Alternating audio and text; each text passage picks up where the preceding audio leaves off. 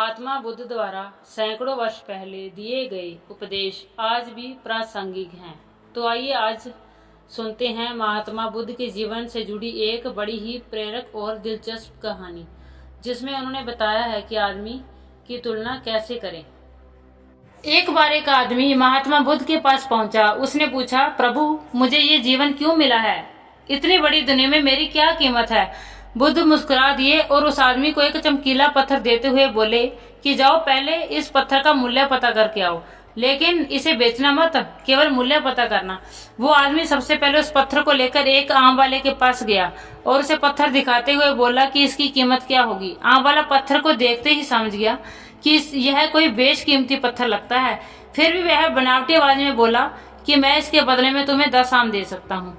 आदमी वहां से चला गया और एक सब्जी वाले के पास पहुंचा। सब्जी वाले ने कहा कि मैं इस पत्थर के बदले में तुम्हें 1 बोरी आलू दे सकता हूँ। अब उस आदमी को यह मालूम पड़ चुका था कि यह पत्थर वाकई में बहुत कीमती है, और फिर वह उसे लेकर एक हीरे व्यापारी की दुकान में पहुंचा। व्यापारी पत्थर को देखकर अचंभित रह गया। उसने कहा कि मैं तुम्हें इस पत्थर के बदले में 10 लाख रुपए दे सकता हूँ। आदमी महात्मा बुद्ध के पास जाने के लिए मुड़ा ही था कि व्यापारी ने आवाज लगाई कि मैं तुम्हें इसके बदले में 50 लाख रुपए देने को भी तैयार हूँ।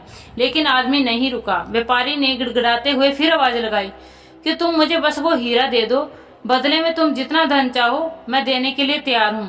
आदमी नहीं माना और महात्मा बुद्ध के पास लौट गया और उन्हें पत्थर वापस देते हुए पूरा वृतांत कहकर सुनाया। बुद्ध मुस्कुराकर बोले, आम वाले ने इसका मोल 10 आम लगाया, सब्जी वाले में 1 बोरी आलू लगाया, और हीरे के व्यापारी ने कहा कि यह अनमोल है। इस पत्थर के गुण जिसने जितने समझे उसने उतना ही इसको तोल लगाया और उतना ही इसका मोल लगाया। ऐसा ही जीवन है। हर आदमी हर हीरे के समान है। दुनिया उसके गुणों को जितना पहचान पाती है उतनी ही महत्वता देती है।